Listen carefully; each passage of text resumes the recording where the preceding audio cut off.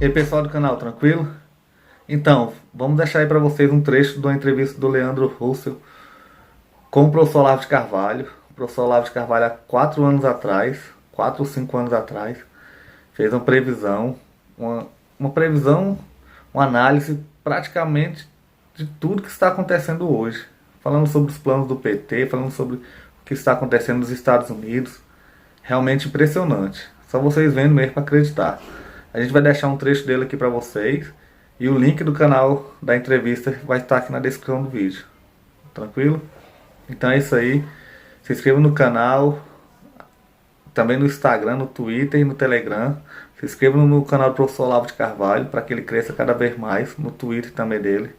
E no Instagram do professor Olavo de Carvalho. E também no do Leandro. A gente vai deixar aqui na descrição também o canal do Leandro e do professor Olavo de Carvalho. Tranquilo?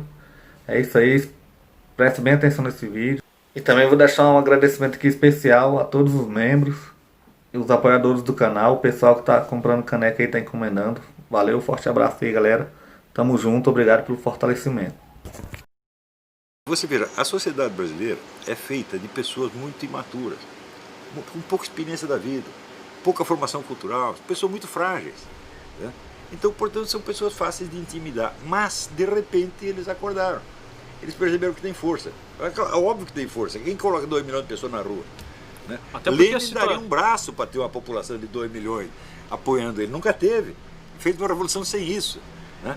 Então, no Brasil, nós temos uma condição que é mais do que propícia para uma virada da situação. É só o povo entender que ele tem a força e, sobretudo, entender que ele está dentro das suas atribuições constitucionais. Porque na Constituição diz: o povo é soberano, exercendo a sua soberania através dos seus representantes ou diretamente. Essa é a parte mais linda da Constituição Federal, ou diretamente. Ou seja, nós vamos para a rua e impomos o que queremos. Vocês são o poder constituído, bela porcaria, nós somos o poder constituinte, nós os constituímos e nós tiramos você daí a hora que nós quisermos. Está entendendo? Então, vamos dizer, a desobediência civil é um direito inalienável da população. E a resistência pacífica também. Você imagina, por exemplo, vai uma multidão lá, cerca o Palácio do Governo, cerca o Congresso, cerca o STF, deita todo mundo na porta e diz: ninguém entra. O que eles vão fazer? Se quiser nos matar, pode nos matar aqui. Se quiser matar, pode matar. Eles não vão matar ninguém. O petista não tem força armada para fazer isso. E o exército, chamar o exército para fuzilar a população, eles não vão fazer isso. As polícias militares também não. Então ninguém vai fazer nada. Então, quer dizer, o primeiro que fizer isso, ele tomou o poder. Nem precisa de 2 milhões de Ele disse: pessoas. nós somos o governo provisório. Está marcada a eleição para o dia tal. Quem participou do PT, do Foro de São Paulo, dessa roubalheira toda, tem os seus direitos políticos cassados em caráter vitalício e não vai voltar à política nunca mais. Acabou. Os outros podem se candidatar e dizer o que quiser. Pronto. E faz a eleição, vamos dizer, já com o voto distrital, com a instituição do recall, que é aquele negócio dos eleitores chamarem de volta o candidato no qual votaram, faz uma brevíssima, sumária reforma política, a mais simples possível, e manda pau. E o Brasil em 6 meses será outra coisa. Será muito melhor. Muito melhor, sem dúvida. Há, inclusive, em relação à crise atual, uma tese, né, que tem ganhado força, de que o PT produziu essa crise econômica que está aí. O senhor concorda com isso ou não? O Brasil... Não, é um plano internacional demolir a economia dos países para que os chineses venham e comprem tudo. Não é assim, que é exatamente o que está acontecendo. Não é isso? Então, esse plano converge, vamos dizer, com todo o esquema globalista, cujo objetivo é demolir as soberanias nacionais mediante um truque. Você torna os países impotentes na esfera internacional, e os governos impotentes na esfera internacional e superpotentes no controle do seu próprio povo. Eles estão fazendo isso em tudo quanto é lugar. Aí vem até do próprio Estados Unidos aquela estratégia de ter controle de informação de todo lado, de ler e-mail de todo mundo, de... Enfim. Sim, você vê, por exemplo, contra o Irã, o que os Estados Unidos podem? Né? O Ayatollah dá um muro na mesa, todo mundo, sim senhor, sim senhor, sim senhor. Mas dentro dos Estados Unidos, você vê, eles armaram o Homeland Security, que só pode atuar internamente, estão dando equipamento de guerra para o Homeland Security. E criando campos de prisioneiros, por enquanto, tanto vazio. Quem que eles vão botar lá? É iraniano? Não, é os americanos mesmo. Então, o governo está se tornando extraordinariamente poderoso internamente, ao mesmo tempo que perde terreno na esfera internacional. Isso está acontecendo com todos os países, com a França, com a Inglaterra, com os Estados Unidos, com o Brasil. Né? chega ao ponto de um país como a Bolívia fazer uma ameaça e o Brasil nem responder, dizer que vai invadir o Brasil. Você veja, a Bolívia não é o problema, gente. A Bolívia fala por um negócio chamado Furo de São Paulo. O Furo de São Paulo inclui o exército da Venezuela, que não é pouca porcaria, e o exército de Cuba, que tem 500 mil soldados muito bem treinados e equipados. Então não adianta milico ficar arrotando grandeza. O perigo de guerra civil no Brasil não existe, mas de uma guerra efetivamente com inimigos externos... O senhor acha que esse risco a gente corre? Eu acho que existe.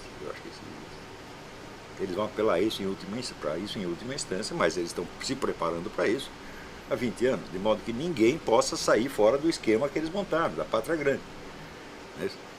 Eu não sei se, não sou capaz de avaliar, não tenho as informações, do dispositivo militar da Venezuela, da Bolívia em detalhe, mas Cuba eu sei. Numa guerra Cuba-Brasil, Cuba ganha. Cuba não tem condição de ocupar o território, mas tem condição de desmantelar o país.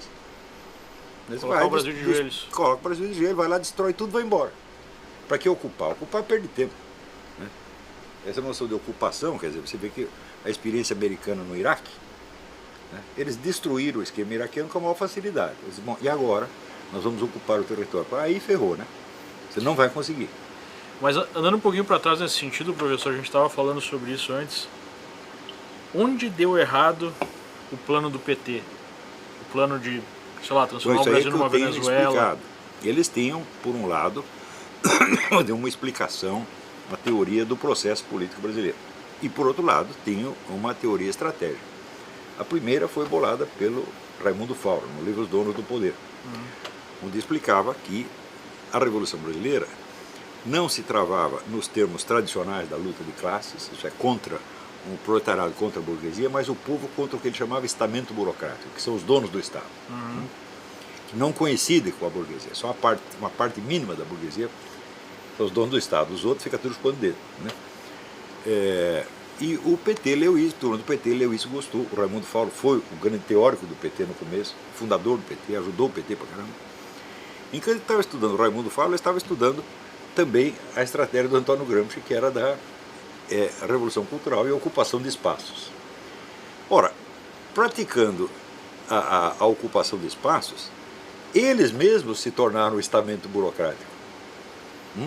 Então eles vão fazer a revolução contra eles mesmos? Eu falei, se você quer a revolução do Fauro, você não pode fazer pelo meio do Antônio Gramsci, e vice-versa. Eles juntaram as duas coisas e deu no que deu. Se tivessem me perguntado se eu fosse amigo do PT, eu teria dito para eles 20 anos, não faça isso que vai dar errado. Mas eu já tinha percebido que isso ia dar errado. Falei, bom, mas deixa o tempo correr, a gente não sabe quanto tempo a ilusão vai durar. Então, na medida que eles se tornaram o estamento burocrático, eles se tornaram a classe dominante. Os patrimonialistas que eles iriam combater. Que eles diziam combater, agora são eles o Lula mesmos. Com casas de campo, com e você vê e os praia, mega empresários e banqueiros reunidos para salvar a Dilma.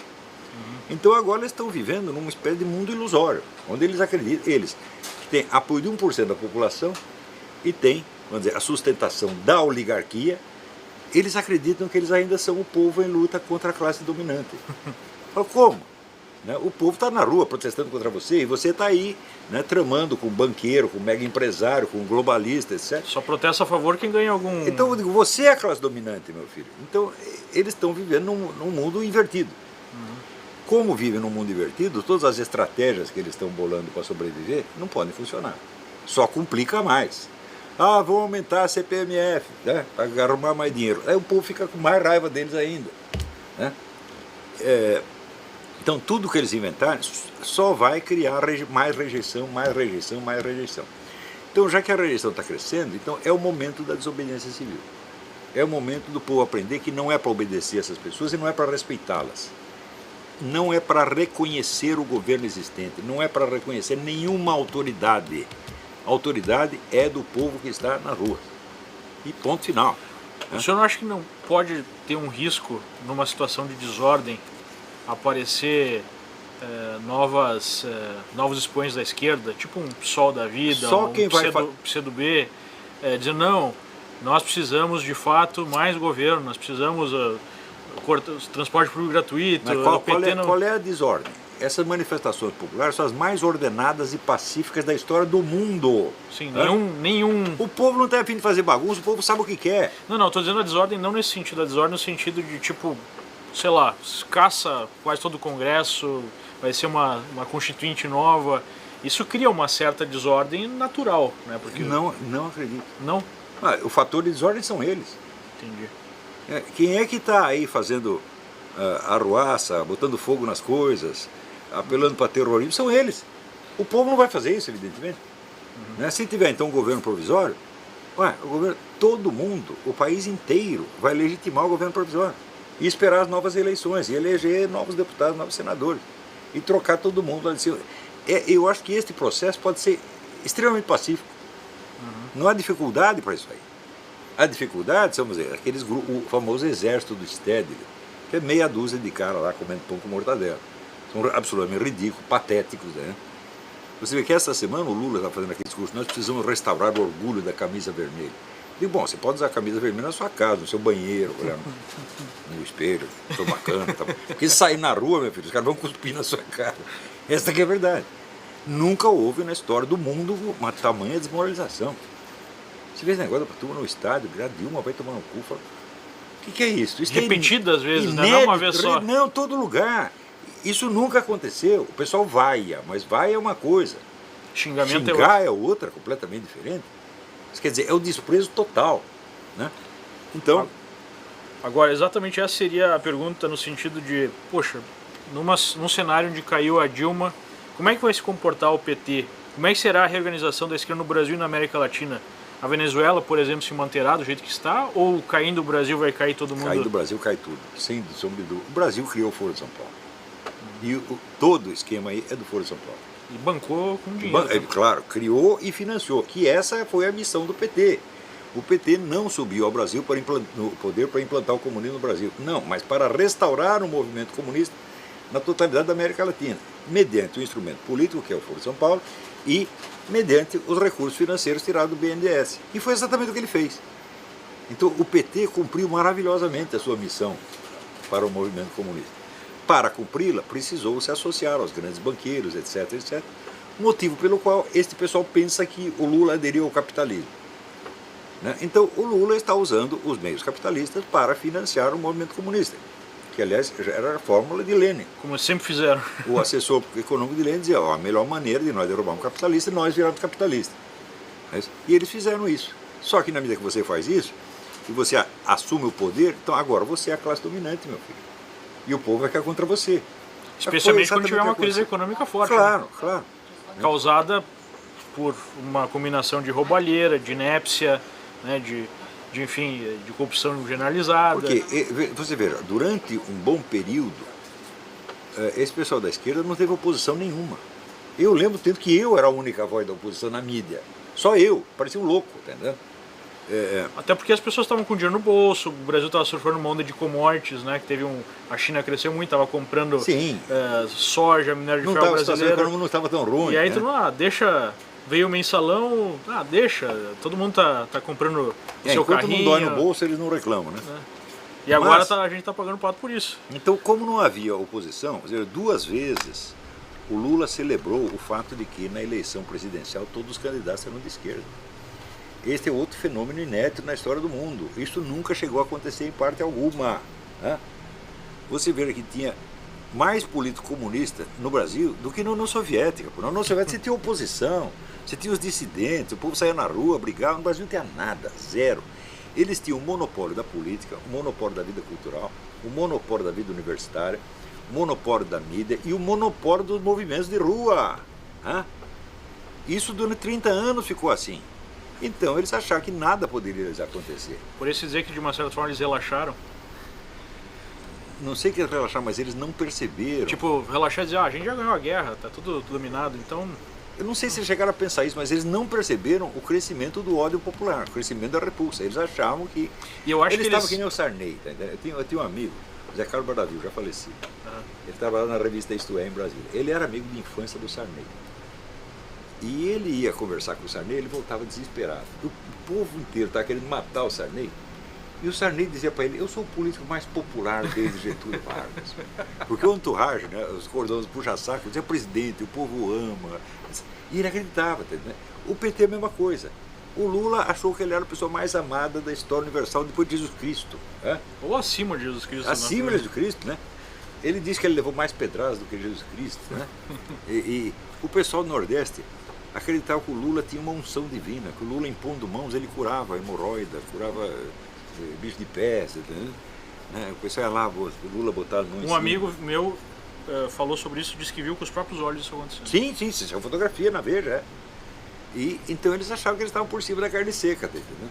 Enquanto isso o povo estava com o saco cheio. Eu acho que as eleições, as últimas eleições, a última campanha, foi a cutucada de vara curta final. De tanta mentira que a Dilma colocou, de tanta...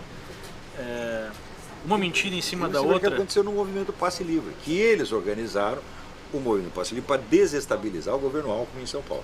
E botaram aqueles estudantes, aqueles malucos, black bloc, tudo na rua para fazer agitação. O povo viu aquilo e achou que era uma chance de sair na rua também, só que gritando o contrário, gritando contra o governo. Eles não estavam preparados para isso. Eles nunca poderiam prever que isso ia acontecer, e aconteceu. E foi aí que começou o movimento de resistência. Ninguém inventou isso. Foi uma reação espontânea. Claro que depois você forma grupos, etc., mas é tudo já para lidar com o fato consumado. Eu uno muito essa situação com a questão econômica, porque a partir de 2008, 2009, quando teve a crise global e a China parou de comprar tudo, né, e aquela sorte que o Lula deu acabou, né, de pegar o melhor cenário econômico dos últimos 100 anos para o Brasil. Sim, que ele devia isso ao FHC. O FHC junto com a própria circunstância, né, que era muito positiva, que é uma questão de sorte. Claro. Em 2008, 2009 começou a diminuir, escassear o dinheiro. Então, 2010, 2011, 2012, as pessoas já não tinham mais tanta grana, né, na mão. Em 2013 explodiu, porque aí o crédito já estava diminuindo. E houve, né, também o problema da segurança, a criminalidade crescendo. Você não pode sair na rua que leva um tiro. Que é o maior problema do Brasil hoje. Claro, né? Sem dúvida que é. Você tem 70 mil homicídios por ano. Isso aí são 3 guerras do Iraque por ano em tempo de paz. É um genocídio. Genocídio, evidentemente. Né? E isso aí é culpa direta do governo, direta. Eles promoveram o banditismo, eles são associados a quadrilhas de narcotraficantes. As Farc têm hoje o monopólio do tráfico de droga no Brasil, graças ao Foro São Paulo. Então, eles fomentaram a situação, eles desgraçaram a economia, acabaram com a segurança do país, acabaram com a educação, que hoje 50% dos estudantes universitários são analfabetos funcionais, e os alunos do estudo secundário, das cursos secundários, tiram sempre as piores notas nos testes internacionais. Eles acabaram com tudo. Só se construíram a si mesmos, as suas fortunas, né, o seu prestígio, o seu poder. Então, foi um negócio de um egocentrismo absolutamente insano. Porque, veja, sempre foi o problema dos comunistas, né? Como na União Soviética, eles vão fazer a Revolução Proletária, mas não tem proletariado. Então o que a gente faz? A gente toma o poder e a gente cria o proletariado depois. Então nós somos os emissários de um proletariado que não existe ainda. Então é tudo mentira, evidentemente, é tudo fingimento. E o pessoal do PT, a mesma coisa. Nós somos o representante do povo futuro. Já então, que o do presente ninguém está ligando, entendeu?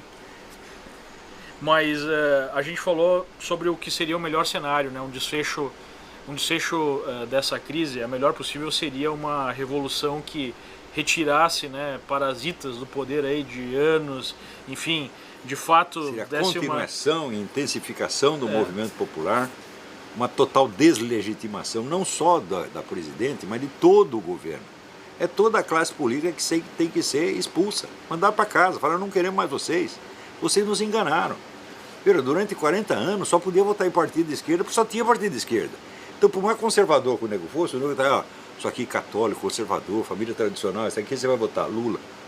Por quê? Porque não tem outro, pô. Você não vai votar no Lula? Ah, então eu vou votar no Ciro Gomes. Né? Ou então eu vou votar no Zé Serra. Ou no Aécio. O Lula disse, todos os candidatos são de esquerda. E ele achou isso maravilhoso. Você vê o conceito que os caras têm de democracia. Democracia onde todo mundo concorda com a gente. E quem não concorda, a gente dá um jeito de destruir. E claro, né? Tapa a boca. Agora, você vê, quando eu comecei a falar dessas coisas, na coluna da Zero Hora, da época do Globo, o pessoal não entendia o que eu estava falando. Não chegava a perceber a gravidade do que eu estava falando. Né? Depois de uns 5 anos, 6 anos, começaram mais ou menos a juntar. Que as coisas começaram a acontecer. As coisas começaram a acontecer, o pessoal começou a raciocinar. Né? E hoje em dia todo mundo sabe. Né? Você vê aquele pessoal que sai nas passeadas dizendo, lá tem razão, Eu disse, bom, eu tenho razão mesmo. Falei, mas eu treinei para ter razão, meu Deus do céu. Os fatos provaram.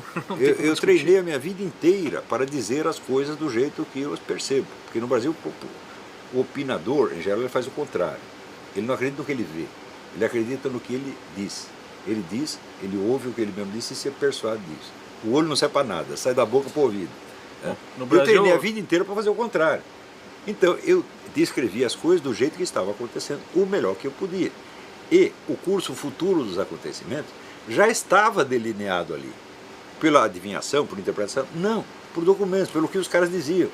Você lê as atas do Foro de São Paulo, as atas da Assembleia do PT, eles dizem o que eles vão fazer, meu Deus do céu. Agora, o pessoal acha, é que uma na Alemanha de Hitler, quando ele dizia, não, nós vamos dar uma solução final para os judeus, o pessoal fala, não, isso é figura de linguagem, isso é hipérbole, ele não vai fazer isso. Lenin, quando tomou o poder na União Soviética, o pessoal, os investidores europeus diziam, não, ele não é comunista, não, ele só está se fazendo comunista.